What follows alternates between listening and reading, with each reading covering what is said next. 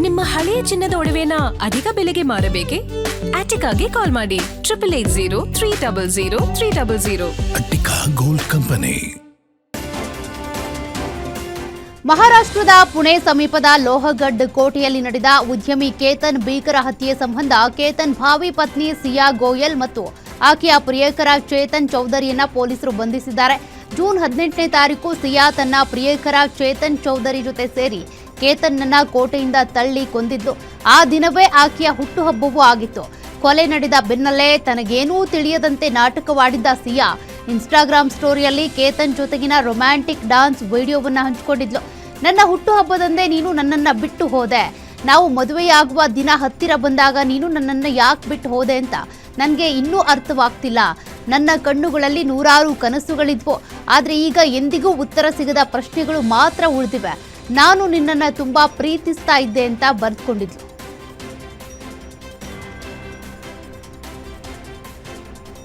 ಬೆಂಗಳೂರಿನ ಕೆಆರ್ ಪುರಂನಲ್ಲಿ ನಡೆದ ಭೀಕರ ತ್ರಿವಳಿ ಕೊಲೆ ಪ್ರಕರಣದ ಪ್ರಮುಖ ಆರೋಪಿ ಶ್ವೇತಾಳನ್ನ ಪೊಲೀಸರು ಬಂಧಿಸಿದ್ದಾರೆ. ಪಾಂಡಿಚೇರಿಯ ರೈಲ್ವೆ ನಿಲ್ದಾಣದಲ್ಲಿ ವೈಟ್ ಫೀಲ್ಡ್ ವಿಭಾಗದ ಪೊಲೀಸರು ಶ್ವೇತಾಳನ್ನ ಬಂಧಿಸಿದ್ದಾರೆ. ಸದ್ಯ ಇನ್ನೂ ಕೊಲೆಗೆ ಸಂಬಂಧಪಟ್ಟಂತೆ ಶ್ವೇತಾಳ ತನಿಖೆ ಮುಂದುವರೆದಿದೆ. ಪ್ರಿಯಕರ ಕೆನೆತ್ ಪತ್ತೆಗಾಗಿ ಕೂಡ ಪೊಲೀಸರು ಬಲೆ ಬೀಸಿದ್ದಾರೆ. ಪೊಲೀಸ್ ಕಸ್ಟಡಿಯಲ್ಲಿರುವಂತಹ ಶ್ವೇತಾ ಹೆತ್ತ ತಾಯಿಯನ್ನ ತಾನೊಬ್ಬಳೇ ಕೊಲೆ ಮಾಡಿರೋದಾಗಿ ಒಪ್ಕೊಂಡಿದ್ದಾಳೆ. ನನ್ನ ತಾಯಿ ನನ್ನ ಇಡೀ ಜೀವನವನ್ನ ತನ್ನ ನಿಯಂತ್ರಣದಲ್ಲಿ ಇಟ್ಕೊಂಡಿದ್ಲು. ನನ್ಗೆ ಯಾವುದೇ ಸ್ವಾತಂತ್ರ್ಯ ಕೊಟ್ಟಿರಲಿಲ್ಲ. ನಾನು ಏನ್ ಮಾಡಿದ್ರು ತಪ್ಪು, ಎಲ್ಲಿಗೆ ಹೋದ್ರು ತಪ್ಪು ಅಂತ ಇದ್ರು, ಮನೇಲಿ ಕುಂತ್ರು ನಿಂತ್ರು ಮಲಗಿದ್ರು ತಪ್ಪು ಅಂತ ಹೇಳ್ತಾ ಇದ್ರು, ತಪ್ಪು ಹುಡುಕ್ತಾ ಇದ್ರು. ನನ್ನ ಬದುಕನ್ನ ಹಾಳು ಮಾಡಿದ ಕಾರಣಕ್ಕೆ ನಾನು ಆಕೆಯನ್ನ ಕೊಂದೆ ಅಂತ ಶ್ವೇತಾ ತಪ್ಪೊಪ್ಕೊಂಡಿದ್ದಾಳೆ. ಲೋಕೋಪಯೋಗಿ ಸಚಿವ ಸತೀಶ್ ಜಾರಕಿಹೊಳಿ ಸಹೋದರಿ ಪತಿ ಹಾಗೂ ಅಬಕಾರಿ ಇಲಾಖೆಯ ಹೆಚ್ಚುವರಿ ಆಯುಕ್ತರಾಗಿರುವಂತಹ ವೈ ಮಂಜುನಾಥ್ಗೆ ಇಡಿ ಶಾಕ್ ನೀಡಿದೆ. ಮಂಜುನಾಥ್ಗೆ ಸೇರಿದ 6 ಸ್ಥಳಗಳ ಮೇಲೆ ಇಡಿ ಅಧಿಕಾರಿಗಳ ತಂಡ ಏಕಕಾಲಕ್ಕೆ ದಾಳಿ ನಡೆಸಿ ದಾಖಲೆಗಳ ಪರಿಶೀಲನೆ ನಡೆಸಿದ್ದಾರೆ. ಬೆಳಗಾವಿಯ ದೂರದರ್ಶನ ಕೇಂದ್ರದ ಬಳಿ ಇರುವಂತಹ ವೈ ಮಂಜುನಾಥ್ ನಿವಾಸಕ್ಕೆ ಗೋವಾ ಮತ್ತು ಬೆಂಗಳೂರಿನ ಜಾರಿ ನಿರ್ದೇಶನಾಲಯದ ಜಂಟಿ ಅಧಿಕಾರಿಗಳು ತಂಡ ದಾಳಿ ನಡೆಸಿ ದಾಖಲೆಗಳ ಪರಿಶೀಲನೆ ಮಾಡಿದ್ದಾರೆ.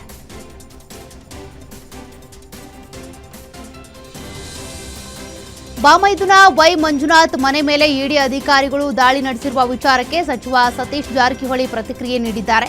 ಬೆಂಗಳೂರಿನಲ್ಲಿ ಮಾತನಾಡಿದ ಅವರು, ರುಟೀನ್ ಆಗಿ ಇಡಿ ದಾಳಿ ನಡೆದಿರಬೇಕು, ಪೊಲಿಟಿಕಲ್ ಟಾರ್ಗೆಟ್ಗಾಗಿ ದಾಳಿ ನಡೆದಿದೆಯೋ ಅಥವಾ ಯಾವ ವಿಚಾರಕ್ಕೆ ದಾಳಿ ನಡೆದಿದೆ ಅನ್ನೋದು ನನಗಿನ್ನೂ ಗೊತ್ತಿಲ್ಲ. ಸಂಪೂರ್ಣ ಮಾಹಿತಿ ಬರುವವರೆಗೂ ಏನೂ ಹೇಳೋದಕ್ಕೆ ಬರೋದಿಲ್ಲ. ವಿವರ ಗೊತ್ತಾಗಬೇಕು ಅಂದ್ರೆ ನಾಳೆವರೆಗೂ ಕಾದ್ ನೋಡೋಣ ಅಂತ ಹೇಳಿದ್ದಾರೆ. ನೋಡೋಣ, ಮಾಹಿತಿ ಬರ್ದೆ ಏನ್ ಹೇಳಿಕ್ಕಾಗಲ್ಲ. ಯಾವ ರೀಸನ್ ಅವರು ರೇಡ್ ಮಾಡಿದಾರೆ, ಅವ್ರು ಏನ್ ಕೇಳಿದಾರೆ, ದಾಖಲೆ ಏನೋ ಕೊಡಬೇಕು. ನಾಳೆ ಮಟ್ಟ ವೇಟ್ ಮಾಡೋಣ, ಏನಂತ ಅರ್ಜೆಂಟ್ ಏನಿಲ್ಲ. ಇವತ್ತು ಅಟ್ ಎ ಟೈಮ್ 7 ಕಡೆನೂ ಆಗಿದೆ ಸರ್. 7 ಕಡೆ ಆಗಿರ್ಬೋದು, 8-10 ಆಗಿರ್ಬೋದು, ಅದು ಗೊತ್ತಿಲ್ಲ. ಟಿವಿಯಲ್ಲಿ ಬರ್ತಾ ಇದೆ, ನಾವು ನೋಡಿದ್ವಿ ಅಷ್ಟೇ. ಸೊ ನಾಳೆಗೆ ಅದ್ರ ಬಗ್ಗೆ ಹೇಳೋಣ, ಮಾಹಿತಿ ಸಿಕ್ಕಾಗ ಹೇಳ್ತೀವಿ. ಈಗ ಹೆಂಗ್ ಹೇಳತ್ತಿಲ್ಲ, ನಾಳೆ ಬೇಕು. ರಾಜಕೀಯ ಐತೋ ಇಲ್ಲ ಅನ್ನೋದು ನಾಳೆ ಗೊತ್ತಿಲ್ಲ.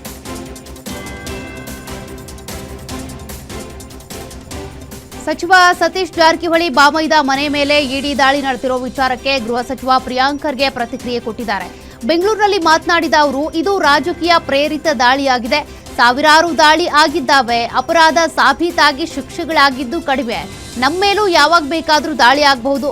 ತನಿಖಾ ಸಂಸ್ಥೆಗಳು ಕೇಂದ್ರ ಸರ್ಕಾರದ ಕೈಗೊಂಬೆಗಳಾಗಿವೆ.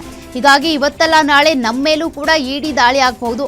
ಐಟಿ ಇಡಿ ದಾಳಿ ಅಂತಲ್ಲ, ನಮ್ಮ ಮೇಲೆ ಏನ್ ಬೇಕಾದ್ರೂ ಆಗಬಹುದು ಅಂತ ಗಂಭೀರ ಆರೋಪ ಮಾಡಿದ್ದಾರೆ. ಈಗ ದಯವಿಟ್ಟು ನನ್ನನ್ನು ನಂಬಕ್ಕೆ ಹೋಗಬೇಡಿ, ಸ್ಟ್ಯಾಟಿಸ್ಟಿಕ್ಸ್ ತೆಗೀರಿ. ಎಷ್ಟು ಇಡಿ ರೇಡ್ಗಳಲ್ಲಿ ಕನ್ವಿಕ್ಷನ್ ಆಗಿದೆ ಇಡೀ ಇಂಡಿಯಾನಲ್ಲಿ? ಕಳೆದ 12 ವರ್ಷದಲ್ಲಿ ಸಾವಿರಾರು ರೇಡ್ಗಳಾಗಿದೆ. Conviction rate is less than 2%, less than 1.5%. ಏನು ತೋರಿಸುತ್ತೆ ಇದು? ರಾಜಕೀಯ ಪ್ರೇರಿತ ಅಲ್ಲ ಅಂತೀರಾ ನೀವು? ಏನೋ ನಮ್ಗೆ ಬಿಟ್ಟಿದ್ದಾರೆ, ಇನ್ನೂ ಎಷ್ಟು ದಿನ ಬಿಟ್ಟಿದ್ದಾರೋ ಗೊತ್ತಿಲ್ಲ. ಇವತ್ತು ನಾಳೆ ಅದನ್ನು ಆಗ್ಬೋದು. ಇವೆಲ್ಲನೂ ಕೂಡ ರಾಜಕೀಯ ಪ್ರೇರಿತವಾಗೇ ಇರೋದು. ಇಲ್ಲಿ ಈಗ ನಾನು ಹೇಳ್ದಂಗೆ ಸ್ವಲ್ಪ ದಯವಿಟ್ಟು ಡೇಟಾ ತೆಗೆದು ನೋಡಿ. IT, ED, CBI ಇವೆಲ್ಲನೂ ಕೂಡ ಕೇಂದ್ರ ಸರ್ಕಾರದ ಕೈಗೊಂಬೆ ಆಗಿವೆ. ಯಾವಾಗ ಬೇಕು ಆವಾಗ.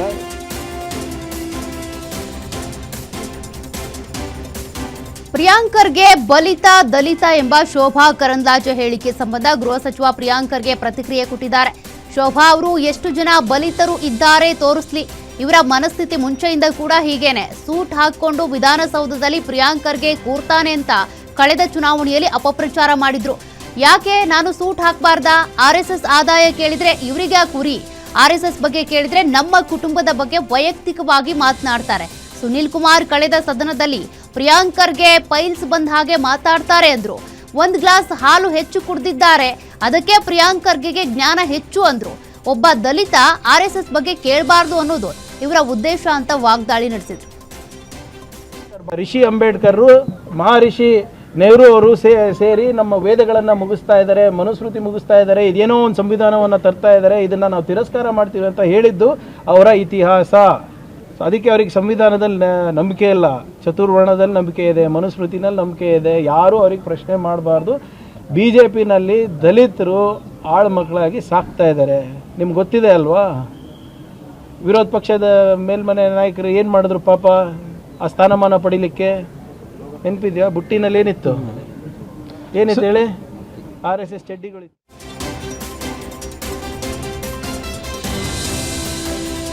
ಸಿಎಂ ಆದ ಬಳಿಕ ಸಿಎಂ DK ಶಿವಕುಮಾರ್ ಮೊದಲ ಬಾರಿಗೆ ಗೃಹ ಕಚೇರಿ ಕೃಷ್ಣಾಗೆ ತೆರಳಿದ್ರು. ಕರ್ನಾಟಕ ರಾಜ್ಯ ಸುಭಿಕ್ಷವಾಗಿರಲಿ, ಅಭಿವೃದ್ಧಿ ಕಾಣಲಿ ಅಂತ ಸಿಎಂ DK ಶಿವಕುಮಾರ್ ಗೃಹ ಕಚೇರಿ ಕೃಷ್ಣಾದಲ್ಲಿ ಪೂಜೆ ಮಾಡಿದ್ರು. ಈ ವೇಳೆ ಮಾಜಿ ಶಾಸಕ ಲಿಂಗಪ್ಪ, ಶಾಸಕರಾದ ವಿಜಯಾನಂದ ಕಾಶಪ್ಪನವರ್, ಶ್ರೀನಿವಾಸ್ ಮಾನೆ ಉಪಸ್ಥಿತರಿದ್ದರು. ಪೂಜೆ ಸಲ್ಲಿಕೆ ಬಳಿಕ ಶಾಸಕರ ಭೇಟಿ ಮಾಡಿ ಸಿಎಂ DK ಶಿವಕುಮಾರ್ ಚರ್ಚೆ ನಡೆಸಿದರು.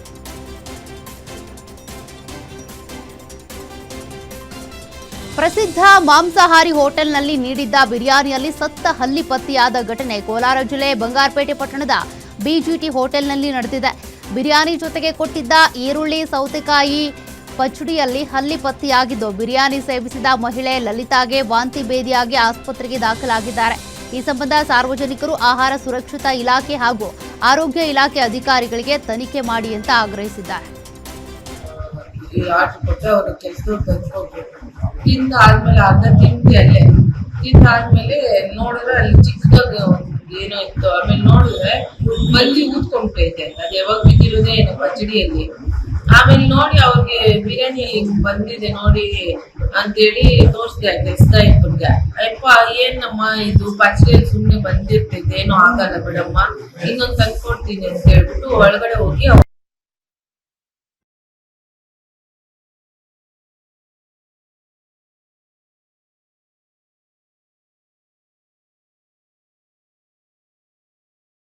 ಸಂಬಂಧ 4 ಆರೋಪಿಗಳನ್ನು ಪೊಲೀಸರು ಬಂಧಿಸಿದ್ದಾರೆ. ರಾಮನಗರ ಸಮೀಪದ ಗುಡ್ಡದ ಮೇಲೆ ಅವಿತಿದ್ದ ನಿತಿನ್, ಕಾರ್ತಿಕ್, ಸುಹೇಲ್ ಸೇರಿ 4ರನ್ನ ಪೊಲೀಸರು ಅರೆಸ್ಟ್ ಮಾಡಿದ್ದಾರೆ. ನ್ಯೂ ಲೈಫ್ ರಿಹ್ಯಾಬಿಲಿಟೇಷನ್ ಸೆಂಟರ್ನಲ್ಲಿ ದಾಖಲಾಗಿದ್ದ ವ್ಯಸನಿಗಳಿಂದಲೇ ಮಾಲೀಕ ಶಿವಲಿಂಗಯ್ಯ ಹತ್ಯೆಯಾಗಿತ್ತು.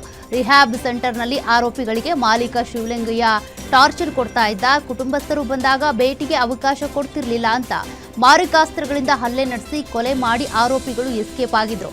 ಈ ಸಂಬಂಧ ಚಂದ್ರ ಲೇಔಟ್ ಪೊಲೀಸ್ ಠಾಣೆಯಲ್ಲಿ ಪ್ರಕರಣ ದಾಖಲಾಗಿತ್ತು. ಇದೀಗ ಚಂದ್ರ ಲೇಔಟ್ ಪೊಲೀಸರು 4ರನ್ನ ಬಂಧಿಸಿದ್ದಾರೆ.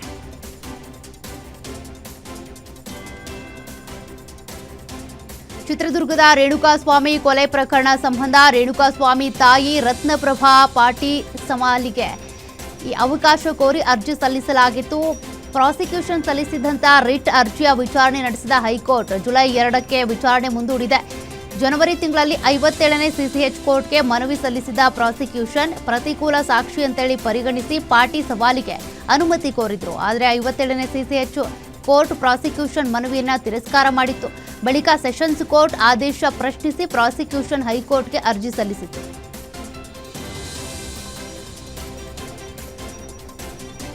ಬೈಕ್ ಡಿಕ್ಕಿಯಾಗಿ ಪಾದಚಾರಿ ಸ್ಥಳದಲ್ಲೇ ಮೃತಪಟ್ಟಿರುವ ಘಟನೆ ಕಲಬುರಗಿ ಜಿಲ್ಲೆ ಸೇಡಂ ಪಟ್ಟಣದ ಗಂಜ್ ಪ್ರದೇಶದಲ್ಲಿ ನಡೆದಿದೆ.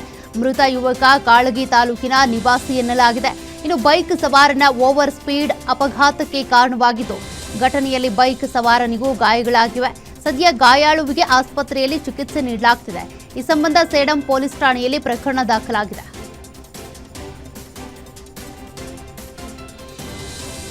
ಶಾಸಕ HT ಮಂಜು ಅವರ ಹುಟ್ಟುಹಬ್ಬದ ಪ್ರಯುಕ್ತ ನಿನ್ನೆ KR-ಪೇಟೆಯಲ್ಲಿ ಮಂಜು ಅಭಿಮಾನಿಗಳಿಂದ ಕಾರ್ಯಕ್ರಮ ಆಯೋಜಿಸಲಾಗಿತ್ತು. ಕಾರ್ಯಕ್ರಮಕ್ಕೆ ಆಗಮಿಸಿದ್ದವರಿಗೆ ಮಟನ್ ಊಟ, ಮಹಿಳೆಯರಿಗೆ ಸೀರೆ ಗಿಫ್ಟ್ ನೀಡಲಾಗಿತ್ತು. ಬಾಡೂಟ ಮತ್ತು ಸೀರೆಗೆ ಜನ ಮುಗಿಬಿದ್ದಿದ್ರು. ಈ ವೇಳೆ ನೂಕುನುಗ್ಗಲು ಉಂಟಾಗಿ 5 ಮಂದಿ ಕೈಕಾಲು ಮುರಿದುಕೊಂಡಿದ್ದಾರೆ. ಕಾರ್ಯಕ್ರಮದಲ್ಲಿ ಸೂಕ್ತ ವ್ಯವಸ್ಥೆ ಇಲ್ಲದಿದ್ದರಿಂದ ಘಟನೆ ನಡೆದಿದ್ದು ಗಾಯಾಳುಗಳು ಸ್ಥಳೀಯ ಹಾಗೂ ಮೈಸೂರಿನ ಆಸ್ಪತ್ರೆಯಲ್ಲಿ ಚಿಕಿತ್ಸೆ ಪಡೆದಿದ್ದಾರೆ. ವಿದ್ಯಾರ್ಥಿಗಳು ಮಾತ್ರ ವೇದಿಕೆಗೆ ಬರಬೇಕು. ಉಷಾ, ಹುಸೀನಾ, ಇಂಪನ, ಜಯಂತ್.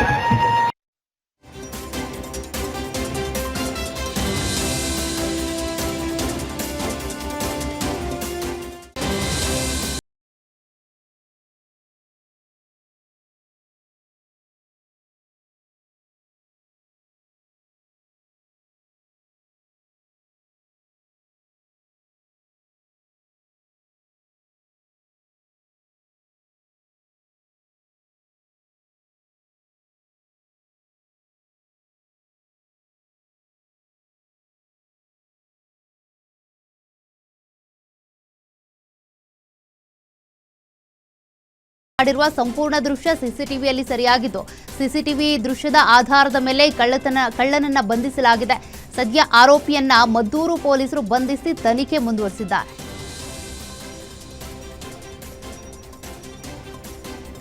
ಮುಂದೆ ಚಲಿಸಬೇಕಿದ್ದ ಆರ್ಟಿಒ ಅಧಿಕಾರಿಯ ಜೀಪ್ ಏಕಾಏಕಿ ಹಿಂದಕ್ಕೆ ಚಲಿಸಿ ಕಾರ್ಗೆ ಡಿಕ್ಕಿ ಹೊಡೆದಿದೆ. ಕೋಲಾರ ಜಿಲ್ಲೆಯ ಬಂಗಾರಪೇಟೆ ಪಟ್ಟಣದ ಪಾಷಾ ಗ್ಯಾರೇಜ್ ಬಳಿ ಘಟನೆ ನಡೆದಿದ್ದು, ಆರ್ಟಿಒ ಅಧಿಕಾರಿ ಮುನಿಕೃಷ್ಣ ಅವರಿದ್ದಂಥ ಹೋಂಗಾರ್ಡ್ ಚಲಪತಿ ಚಾಲನೆ ಮಾಡುತ್ತಿದ್ದ ಬೊಲೆರೋ ವಾಹನ ಹಿಂಬದಿ ಕಾರನ್ನ ಗಮನಿಸದೆ ಏಕಾಏಕಿ ಹಿಂದೆ ಚಲಿಸಿ ಡಿಕ್ಕಿ ಹೊಡೆದಿದೆ. ಬಳಿಕ ಆರ್ಟಿಒ ಅಧಿಕಾರಿ ಕಾರು ಚಾಲಕನನ್ನ ದಬಾಯಿಸಿದ್ದು, ಕಾರು ಚಾಲಕ ಬಾಬು ತನ್ನ ಕಾರಿನ ಡ್ಯಾಶ್ ಬೋರ್ಡ್ ಕ್ಯಾಮೆರಾದಲ್ಲಿದ್ದ ವಿಡಿಯೋ ವೈರಲ್ ಮಾಡಿದ್ದಾನೆ. ವಿಡಿಯೋ ವೈರಲ್ ಬಳಿಕ ಕಾರ್ ರೆಡಿ ಮಾಡಿಸುವುದಾಗಿ ಅಧಿಕಾರಿ ಭರವಸೆ ಕೊಟ್ಟಿದ್ದಾರೆ.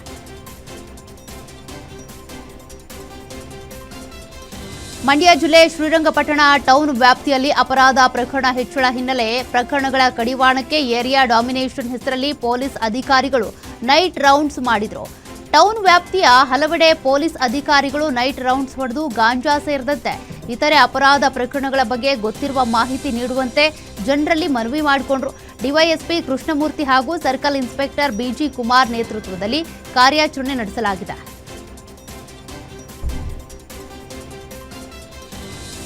ಕಲಬುರಗಿ ನಗರ ಪೊಲೀಸ್ ಕಮಿಷನರೇಟ್ ಘಟಕದಿಂದ 17 ಲಕ್ಷ ಮೌಲ್ಯದ ಗಾಂಜಾ, ಎಂಡಿಎಂಎ ಡ್ರಗ್ಸ್, ಸಿಂಥೆಟಿಕ್ ಡ್ರಗ್ಸ್ ಸೇರಿದಂತೆ ಹಲವು ಮಾದಕ ವಸ್ತುಗಳನ್ನು ನಾಶಪಡಿಸಲಾಗಿದೆ.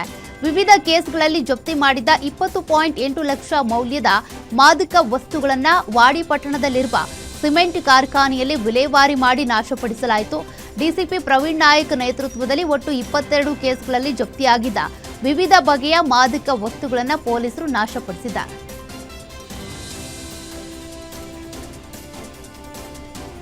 ಅತ್ತೆ ಮಾವನ ಆರೈಕೆ ವಿಚಾರಕ್ಕೆ ದಂಪತಿ ಮಧ್ಯೆ ಗಲಾಟೆ ಆಗಿ ಪತ್ನಿ ಮನನೊಂದು ಆತ್ಮಹತ್ಯೆ ಮಾಡಿಕೊಂಡಿದ್ದಾಳೆ.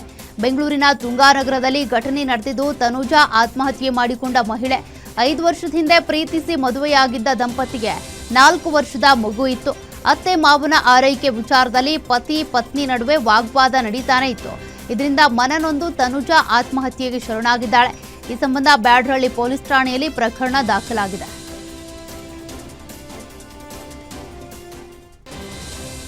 ಮೈಸೂರು ಜಿಲ್ಲೆ ಪಿರಿಯಾಪಟ್ಟಣ ತಾಲೂಕಿನ ಬೈಲುಕುಪ್ಪೆ ವ್ಯಾಪ್ತಿಯಲ್ಲಿ ಚಿರತೆ ಹಾವಳಿ ಜೋರಾಗಿದೆ. ಬೈಲಕುಪ್ಪೆ ಸಮೀಪದ ಲಕ್ಷ್ಮೀಪುರ ಗ್ರಾಮದಲ್ಲಿ ಚಿರತೆ ಕಾಣಿಸಿಕೊಂಡಿದ್ದು, ಮರವನ್ನೇರಿ ಬೇಟೆಗಾಗಿ ಕಾಯುತ್ತಿದ್ದ ಚಿರತೆಯ ದೃಶ್ಯ ಸ್ಥಳೀಯರ ಮೊಬೈಲ್ನಲ್ಲಿ ಸೆರೆಯಾಗಿದೆ. ಅರಣ್ಯ ಇಲಾಖೆಗೆ ಸ್ಥಳೀಯರು ಕರೆ ಮಾಡಿ ವಿಷಯ ತಿಳಿಸಿದ್ರು. ಬರದ ಹಿನ್ನೆಲೆ ಅರಣ್ಯ ಅಧಿಕಾರಿಗಳ ವಿರುದ್ಧ ಸ್ಥಳೀಯರು ಆಕ್ರೋಶ ವ್ಯಕ್ತಪಡಿಸಿದ್ದಾರೆ.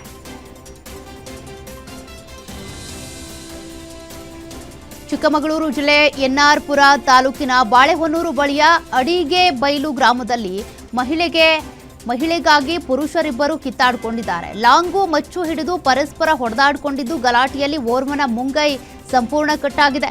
ಗಂಡನಿಂದ ಬೇರಾದ ಮಹಿಳೆಗಾಗಿ 40 ವರ್ಷದ ಶೇಷಗಿರಿ ಮತ್ತು 35 ವರ್ಷದ ಅರುಣ್ ಇಬ್ಬರ ನಡುವೆ ಕಳೆದ ಕೆಲ ದಿನಗಳಿಂದ ವಾದ ವಿವಾದಗಳು ನಡೀತಾನೆ ಇದ್ವಂತೆ. ಇದೀಗ ಜಗಳ ವಿಕೋಪಕ್ಕೆ ತಿರುಗಿ ಶೇಷಗಿರಿ ಅರುಣ್ ಮೇಲೆ ಲಾಂಗ್ ಬೀಸಿದ್ದಾನೆ. ಈ ವೇಳೆ ಅರುಣ್ ತಪ್ಪಿಸೋದಕ್ಕಾಗಿ ಕೈ ಅಡ್ಡ ಕೊಟ್ಟ ಹಿನ್ನೆಲೆ ಮುಂಗೈ ಸಂಪೂರ್ಣವಾಗಿ ತುಂಡಾಗಿ ಕೆಳಬಿದ್ದಿದೆ. ಸದ್ಯ ಚಿಕ್ಕಮಗಳೂರಿನಲ್ಲಿ ಪ್ರಾಥಮಿಕ ಚಿಕಿತ್ಸೆ ಬಳಿಕ ಅರುಣ್ನನ್ನ ಹೆಚ್ಚಿನ ಚಿಕಿತ್ಸೆಗಾಗಿ ಮಂಗಳೂರಿಗೆ ರವಾನಿಸಲಾಗಿದೆ. ಈ ಸಂಬಂಧ ಬಾಳೆಹೊನ್ನೂರು ಪೊಲೀಸ್ ಠಾಣೆಯಲ್ಲಿ ಕಂಪ್ಲೇಂಟ್ ದಾಖಲಾಗಿದೆ. 25 ವರ್ಷದಿಂದ ನ್ಯಾಯಾಲಯಕ್ಕೆ ಹಾಜರಾಗದೆ ತಲೆಮರೆಸಿಕೊಂಡಿದ್ದ ಆರೋಪಿಯನ್ನ ಪೊಲೀಸರು ಬಂಧಿಸಿದ್ದಾರೆ. ಮಂಜುನಾಥ್ ಬಂಧಿತ ಆರೋಪಿ 1998ರಲ್ಲಿ ಕೋಲಾರ ನಗರ ಠಾಣಾ ವ್ಯಾಪ್ತಿಯಲ್ಲಿ ಕೊಲೆಗೆ ಯತ್ನ ನಡೆದಿತ್ತು. ಈ ಪ್ರಕರಣದಲ್ಲಿ ಭಾಗಿಯಾಗಿದ್ದ ಮಂಜುನಾಥ್ ನ್ಯಾಯಾಲಯಕ್ಕೆ ಹಾಜರಾಗದೆ ಕಳೆದ 25 ವರ್ಷಗಳಿಂದ ತಲೆಮರೆಸಿಕೊಂಡಿದ್ದ. ಇದೀಗ ಪೊಲೀಸರು ಆರೋಪಿಯನ್ನ ಬಂಧಿಸಿ ನ್ಯಾಯಾಂಗ ಬಂಧನಕ್ಕೆ ಒಪ್ಪಿಸಿದ್ದಾರೆ. ವೃದ್ಧಾಪ್ಯ ವೇತನ ಹಾಗೂ ಪಡಿತರ ಸಿಗದೆ ವೃದ್ಧ ಮಹಿಳೆಯರು ಪರದಾಡ್ತಾ ಇದ್ದಾರೆ. ಚಿಕ್ಕಬಳ್ಳಾಪುರ ತಾಲೂಕಿನ ನವಿಲುಗರಿ ಗ್ರಾಮದ ನಿವಾಸಿಗಳಾದ ನರಸಮ್ಮ ಹಾಗೂ ಚಿಕ್ಕಗಂಗಮ್ಮ ಪ್ರತಿದಿನ ತಾಲೂಕು ಕಚೇರಿಗೆ ಅಲೆದಾಡ್ತಾ ಇದ್ದಾರೆ. 70ರಿಂದ 80 ವಯಸ್ಸಿನಲ್ಲೂ ಕೂಡ ತಿಂಡಿ ಊಟ ಇಲ್ಲದೆ ಕಚೇರಿ ಮುಂದೆ ಇರೋದಾಗಿ ವೃದ್ಧ ಮಹಿಳೆಯರು ಕಣ್ಣೀರಿಟ್ಟಿದ್ದಾರೆ. ತಹಶೀಲ್ದಾರ್ ಕಚೇರಿ ಮುಂದೆ ದಿನಪೂರ್ತಿ ಕಾದ್ರೂ ಕೂಡ ಪ್ರಯೋಜನ ಇಲ್ಲ. ಶಾಸಕರ ಗಮನಕ್ಕೆ ತಂದ್ರೂ ಇದುವರೆಗೂ ಪರಿಹಾರ ಇಲ್ಲ. ಸುಮಾರು 4-5 ತಿಂಗಳಿಂದ ಯಾವೊಬ್ಬ ಅಧಿಕಾರಿಯೂ ಸಮಸ್ಯೆ ಬಗೆಹರಿಸಿಲ್ಲ ಅಂತ ವೃದ್ಧ ಮಹಿಳೆಯರು ತಮ್ಮ ಅಳಲು ತೋಡ್ಕೊಂಡಿದ್ದಾರೆ.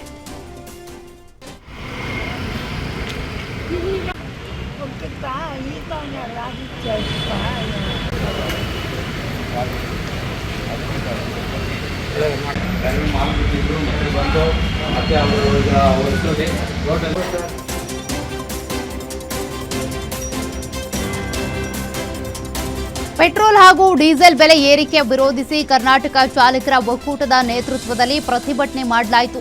ಹುಬ್ಬಳ್ಳಿಯ ಅಂಬೇಡ್ಕರ್ ವೃತ್ತದಿಂದ ಮಿನಿ ವಿಧಾನಸೌಧದವರೆಗೆ ಮೆರವಣಿಗೆ ಮಾಡಿ ಕೇಂದ್ರ ಮತ್ತು ರಾಜ್ಯ ಸರ್ಕಾರಗಳ ವಿರುದ್ಧ ಘೋಷಣೆ ಕೂಗಿ ಆಕ್ರೋಶ ವ್ಯಕ್ತಪಡಿಸಿದರು. ಡೀಸೆಲ್ ಮತ್ತು ಪೆಟ್ರೋಲ್ ದರ ಏರಿಸಿ ಸರ್ಕಾರ ಗಾಯದ ಮೇಲೆ ಬರೆ ಎಳೆದಿದೆ.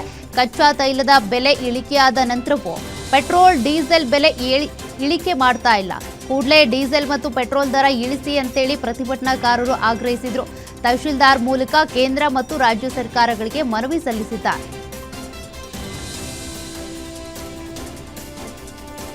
ಧಾರವಾಡದ ಸಾಧನಾ ಕೆರೆಯಲ್ಲಿ ಕಲುಷಿತ ನೀರಿನಿಂದ ಮೀನುಗಳ ಮಾರಣ ಹೋಮವೇ ನಡೆದಿದೆ. ಕಲುಷಿತ ನೀರು ಸೇರ್ಪಡೆಯಿಂದ ಸಾಧನಾ ಕೆರೆ ಮಲಿನಗೊಂಡಿದ್ದು ನೂರಾರು ಮೀನುಗಳು ಸತ್ತು ಬಿದ್ದಿವೆ. ಇದರಿಂದ ಕೆರೆ ಗಬ್ಬು ನಾರ್ತಾ ಇದ್ದು ವಾಯು ವಿಹಾರಿಗಳಿಗೆ ಇದರಿಂದ ತೊಂದರೆಯಾಗ್ತಾ ಇದೆ. ಹೀಗಾಗಿ ಕೆರೆಗೆ ಕಲುಷಿತ ನೀರು ಸೇರದಂತೆ ನಿಗಾ ವಹಿಸುವುದಕ್ಕೆ ಸಾರ್ವಜನಿಕರು ಆಗ್ರಹಿಸಿದ್ದಾರೆ.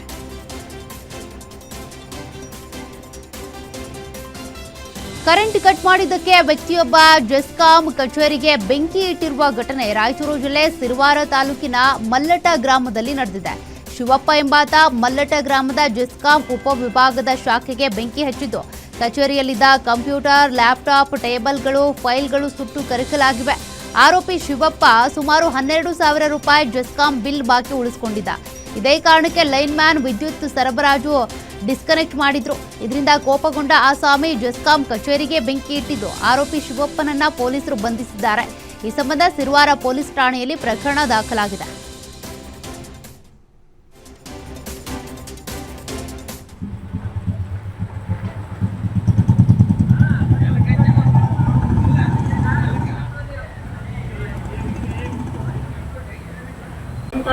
ನಿನ್ ಹೆಂಗ್ ಮಗನೇ ಕೂಲರೇ ಓದ್ಬೋದು ಲೇ ಲೇ ಕೂಲರ್ ಓದ್ಬೋದು ಮಗನೇ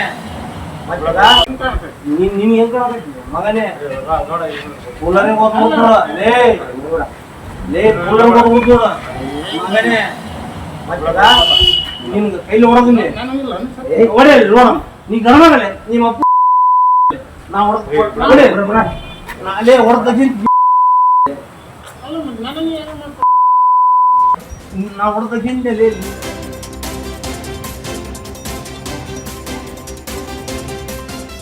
ನವಿಲುಗರಿ ಬಳಸಿ ನಿವೇದಿತಾ ಗೌಡ ಹಾಗೂ ಕಿಶನ್ ಮಾಡಿದ್ದ ಡ್ಯಾನ್ಸ್ ವಿಡಿಯೋ ಸಾಮಾಜಿಕ ಜಾಲತಾಣದಲ್ಲಿ ತೀವ್ರ ಚರ್ಚೆಗೆ ಗ್ರಾಸವಾಗಿತ್ತು. ಈ ಕುರಿತು ಅರಣ್ಯ ಇಲಾಖೆಯಿಂದ ನೋಟಿಸ್ ಜಾರಿಯಾದ ಬೆನ್ನಲ್ಲೇ ಎಚ್ಚೆತ್ತುಕೊಂಡ ನಿವೇದಿತಾ ಹಾಗೂ ಕಿಶನ್ ಸೋಷಿಯಲ್ ಮೀಡಿಯಾದಲ್ಲಿ ವಿಡಿಯೋ ಹಂಚಿಕೊಳ್ಳುವುದರ ಮೂಲಕ ಸಾರ್ವಜನಿಕವಾಗಿ ಕ್ಷಮೆ ಯಾಚಿಸಿದ್ದಾರೆ. ವನ್ಯಜೀವಿಗಳ ವಸ್ತುಗಳನ್ನು ಅಥವಾ ಗರಿಗಳನ್ನು ಮನೆಯಲ್ಲಿ ಇಟ್ಟುಕೊಳ್ಳುವುದು ಮತ್ತು ಅದರಿಂದ ವಿಡಿಯೋ ಮಾಡುವುದು ಕಾನೂನು ಬಾಹಿರ. ಇದು ತಪ್ಪು ತಿಳುವಳಿಕೆಯಿಂದ ಮಾಡಿದ ವಿಡಿಯೋ.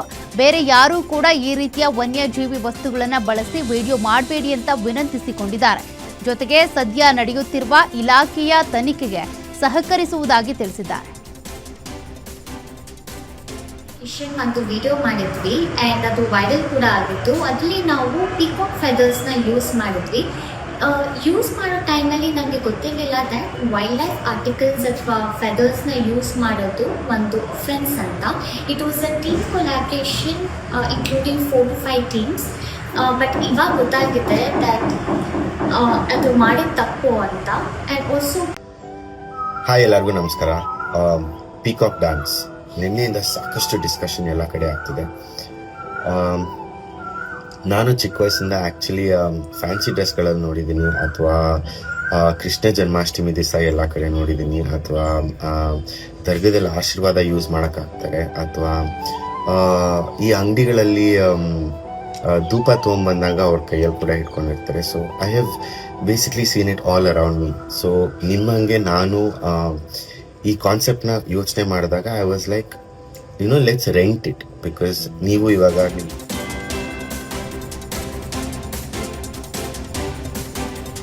ಬೈಕ್ ಸವಾರನ ಮೇಲೆ ಕಾಡುಕೋಣ ದಾಳಿಗೆ ಮುಂದಾಗಿದ್ದ ಘಟನೆ ಚಿಕ್ಕಮಗಳೂರು ಜಿಲ್ಲೆ ಮೂಡಿಗೆರೆ ಸಮೀಪದ ಊರು ಬಗೆಯಲ್ಲಿ ನಡೆದಿದೆ. ಜಗನ್ನಾಥ್ ಎಂಬಾತ ಬೈಕ್ನಲ್ಲಿ ಚಲಿಸ್ತಾ ಇದ್ದ ವೇಳೆ ಕಾಡುಕೋಣ ದಾಳಿಗೆ ಮುಂದಾಗಿದೆ. ಕಾಡುಕೋಣ ಕಂಡು ಗಾಬರಿಯಿಂದ ಬೈಕ್ ಸವಾರ ಕೆಳಗೆ ಬಿದ್ದಿದ್ದಾನೆ. ಗಾಯಾಳುವಿಗೆ ಮೂಡಿಗೆರೆ ಆಸ್ಪತ್ರೆಯಲ್ಲಿ ಚಿಕಿತ್ಸೆ ಮುಂದುವರೆದಿದೆ.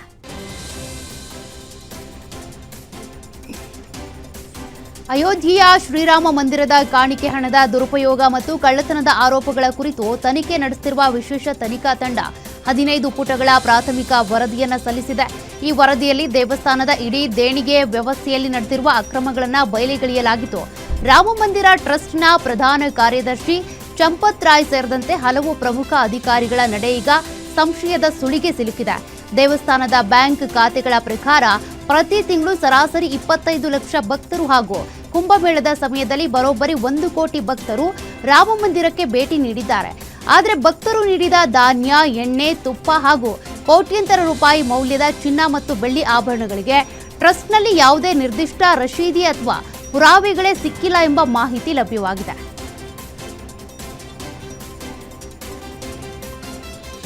ಬಾಲಿವುಡ್ ಸ್ಟಾರ್ ದಳಪತಿ ವಿಜಯ್ ಹುಟ್ಟುಹಬ್ಬದ ಪ್ರಯುಕ್ತ ನಟಿ ತ್ರಿಷಾ ಸೋಷಿಯಲ್ ಮೀಡಿಯಾದಲ್ಲಿ ಹಂಚಿಕೊಂಡಿದ್ದ ಫೋಟೋ ಭಾರಿ ಚರ್ಚೆಗೆ ಕಾರಣವಾಗಿತ್ತು.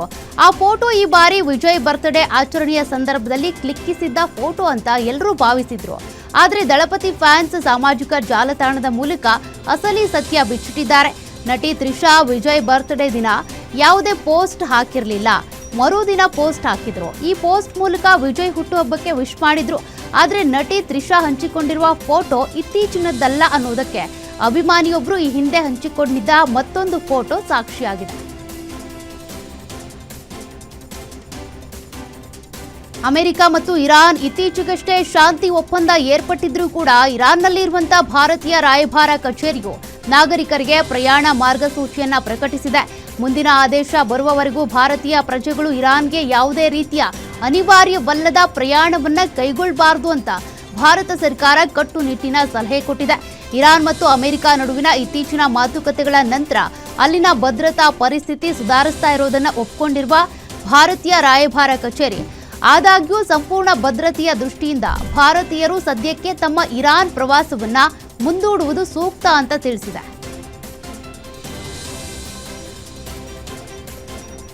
ಅಮೆರಿಕ ಅಧ್ಯಕ್ಷ ಡೊನಾಲ್ಡ್ ಟ್ರಂಪ್ಗೆ ಇರಾನ್ ವಿಚಾರದಲ್ಲಿ ರಾಜಕೀಯ ಹಿನ್ನಡೆಯಾಗಿದೆ. ಅಮೆರಿಕ ಸೆನೆಟ್ ಇರಾನ್ ವಿರುದ್ಧದ ಯುದ್ಧ ಮುಂದುವರಿಸದಂತೆ ತಡೆಯುವ ನಿರ್ಣಯವನ್ನು ಅಂಗೀಕರಿಸಿದೆ. ಟ್ರಂಪ್ ಪಕ್ಷವಾದ ರಿಪಬ್ಲಿಕನ್ ಪಕ್ಷವೇ ಸೆನೆಟ್ನಲ್ಲಿ ಬಹುಮತ ಹೊಂದಿದ್ರೂ ಕೂಡ ಅವರದ್ದೇ ಪಕ್ಷದ 4 ಶಾಸಕರು ಟ್ರಂಪ್ ವಿರುದ್ಧ ಮತ ಚಲಾಯಿಸಿದ್ರು. ಸೆನೆಟ್ನಲ್ಲಿ ಈ ನಿರ್ಣಯವು 50ರಿಂದ 48 ಮತಗಳ ಅಲ್ಪ ಅಂತರದಿಂದ ಅಂಗೀಕಾರಗೊಂಡಿದೆ.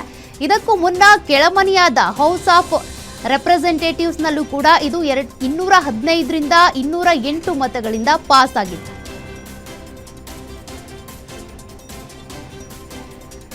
ಟಾಲಿವುಡ್ ನಟ ರಾಮ್ ಚರಣ್ ಅಭಿನಯದ ಪೆದ್ದಿ ಸಿನಿಮಾ ಬಿಡುಗಡೆ ಆಗಿ 3 ವಾರಗಳಾಗಿದ್ದು ಇದೀಗ 4ನೇ ವಾರಕ್ಕೆ ಕಾಲಿಟ್ಟಿದೆ.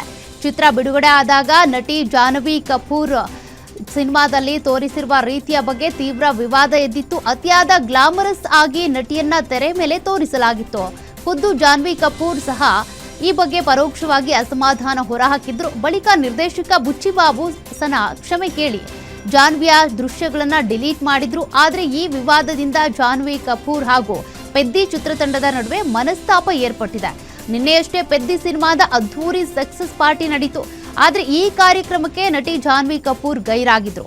ಕಾರ್ಯಕ್ರಮದಲ್ಲಿ ನಿರ್ದೇಶಕ ಬುಚ್ಚಿಬಾಬು, ನಟ ರಾಮ್ ಚರಣ್ ಅತಿಥಿಗಳಾಗಿ ಮೆಗಾಸ್ಟಾರ್ ಚಿರಂಜೀವಿ, ನಿರ್ದೇಶಕ ಸುಕುಮಾರ್ ಕೂಡ ಭಾಗವಹಿಸಿದ್ರು. ಆದರೆ ಜಾನ್ವಿ ಕಪೂರ್ ಗೈರಾಗಿದ್ರು. ಅಲ್ಲದೆ ವೇದಿಕೆ ಮೇಲೆ ಮಾತನಾಡಿದ ಹಲವರು ನಟಿ ಜಾನ್ವಿ ಕಪೂರ್ ಹೆಸರನ್ನು ಕೂಡ ಹೇಳಲಿಲ್ಲ.